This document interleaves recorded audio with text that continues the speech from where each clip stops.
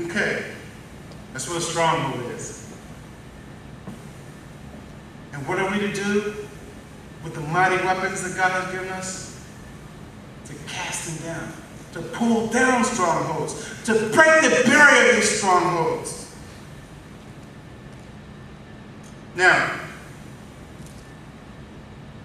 our purpose is to liberate people from the bondage of their minds.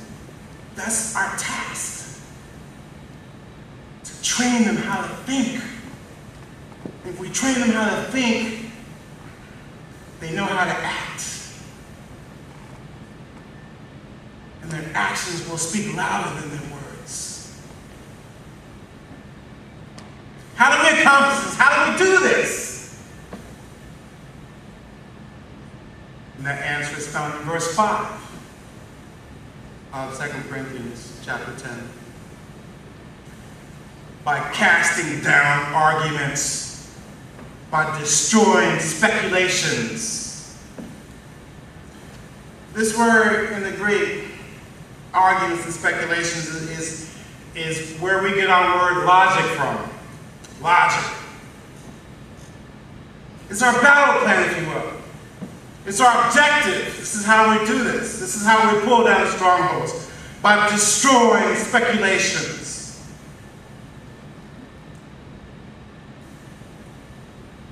The thought here is to totally destroy any and all arguments or reasons or rationale that's opposed to God's word.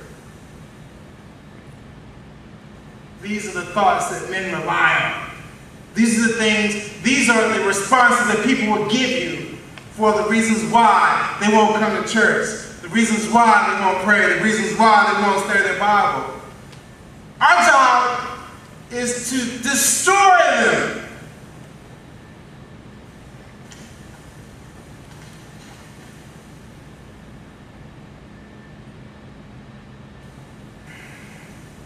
Now, speculation, it's a mental view of any and everything in its various aspects or relation.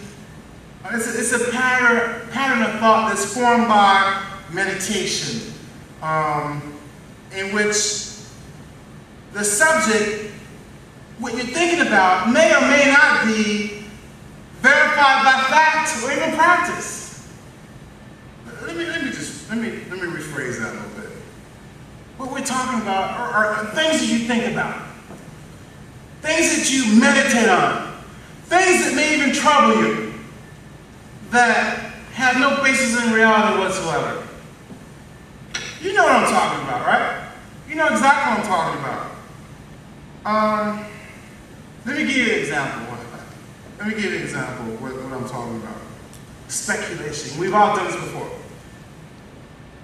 I did this morning. Say, for instance, well, put it this way. When I worked as a mortgage broker, every week I had to go in and give an account of my pipeline, the loans I was about to close or wanted to close. And every week I had to go into the manager's office every Friday. And so every Friday, I would go to work, creating this argument in my brain of what was going to transpire. He said something in my brain, and I responded to him. I had this conversation in my brain about what was going to happen. I was expecting, I had no idea what the conversation was going to be about. But my brain, I've already created this tense environment. I've worked myself into a frenzy based upon this speculation. Another example is oftentimes when we are not even in a conflict with one another or someone, but when we have to maybe talk to somebody, we already have this conversation in our brains, don't we, about what this person is going to say and what our reaction is going to be. And we go on and on and on with this conversation in our mind, and chances are the person that we're going to talk to can care less. You know what I mean? They're not even thinking about you. But you've worked yourself up into this frenzy. You probably even cursed this person out. Right? You You've done that before, haven't you? Huh? Cuss that person out in your brain. And this person ain't even thinking about you. Why are you laughing, man? But this is what I'm talking about, and we all do it all the time. I just did this morning. I had this fictitious conversation about this guy, and I'm thinking, this guy doesn't even know me. I'm serious. This guy doesn't even know me. And I'm having this conversation about what I'm going to do. Talking about my daughter's boyfriend. But what I'm going to do to this guy. You know what I mean? In my brain, I called you up, I called you up, I called all of you up. Come on up and help me. Take care of this guy. Really, I'm not kidding. I had all my boys with me. We're going to jump in. But this is what I'm talking about. These are speculations that we all have, which is total nonsense. And we work ourselves up, all bent out of shape, for nothing. For absolutely nothing. This is what we destroy. This is what we stop doing. We destroy these speculations. This is how we pull down Satan's strongholds. See, this is the deal. Satan knows that if he can get you to believe his lies and deception and act upon them, then he can control your lives. And that's exactly what he's been doing to a lot of us. He's gotten us to believe his lies and deception. He's created this conversation in our brains, and he's gotten us to act upon them and to believe them.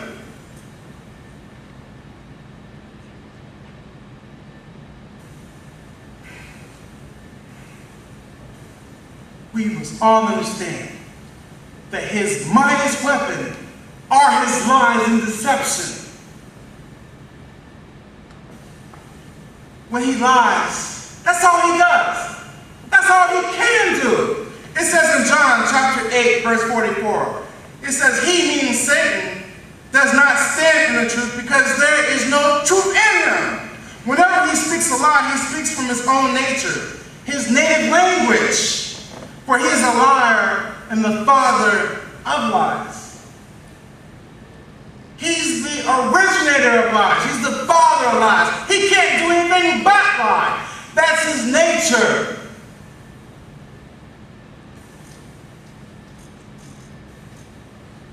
The best defense against his lies is what? Shout it out, somebody. The word, the truth. The best defense against Satan's lies is the truth.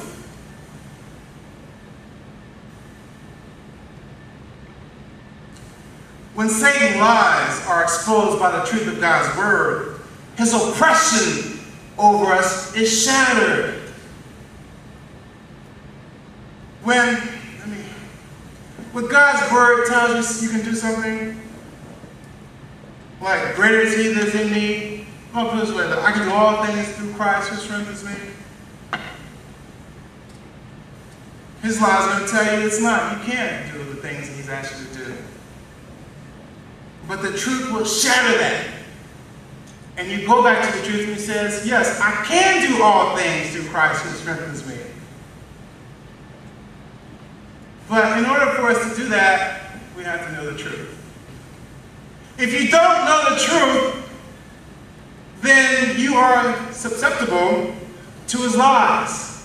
Not only are you susceptible to his lies, if you don't know the truth, you're kind of defenseless against his lies because you don't know any better.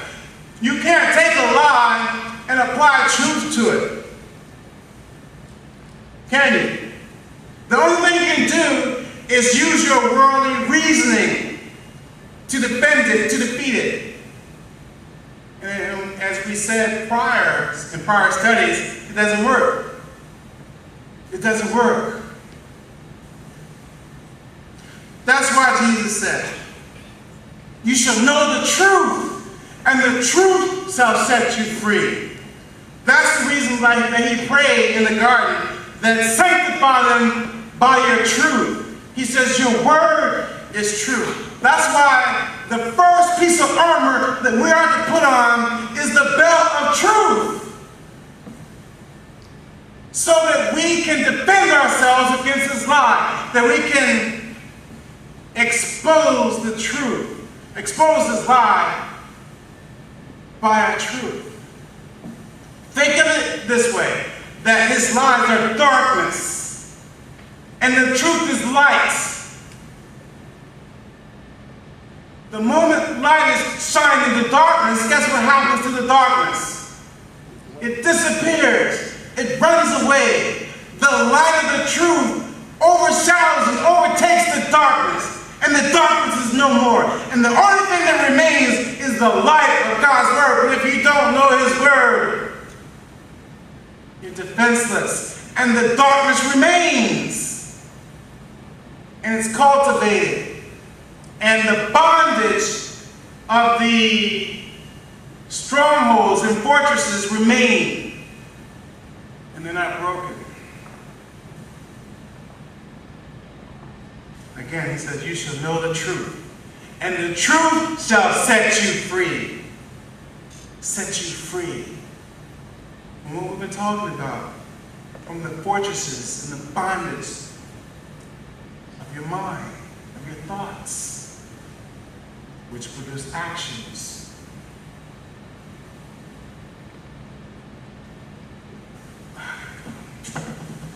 Real quick.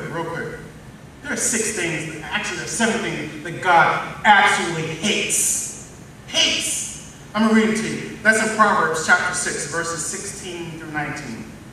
It says, there are 6 things the Lord hates. 7 that are detestable to him. Haughty eyes, a proud look. He hates that. A lying tongue. Hands that shed innocent blood. A heart that deceives wicked schemes. Feet that are quick to rush to evil. A false witness who pours out lies. And a man who stirs up dissension among the brethren. These things God absolutely hates. And 2 of them, very specifically, have to do with lies. A lying tongue and a false witness that pours out lies. He hates them. And 2 others are closely related to that, which are a heart that devises wicked schemes. And you have to imagine that there's a lot of lies and falsehood in these wicked schemes the hearts just sit around and create. In addition to that, a man who stirs up dissension among the brethren. God hates people who causes trouble amongst our brother, amongst our people. He hates people who consistently, always stirs up the pot of dissension. He can't stand it. And I can't stand it either. I can't stand it either. Someone who always, consistently causes trouble amongst us. God hates it, I hate it, and you should hate it too. Don't you? Huh? But what has happened here? These are strongholds that people are in bondage to. Because they do this because this is how their thought process operates. This is how their thinking operates.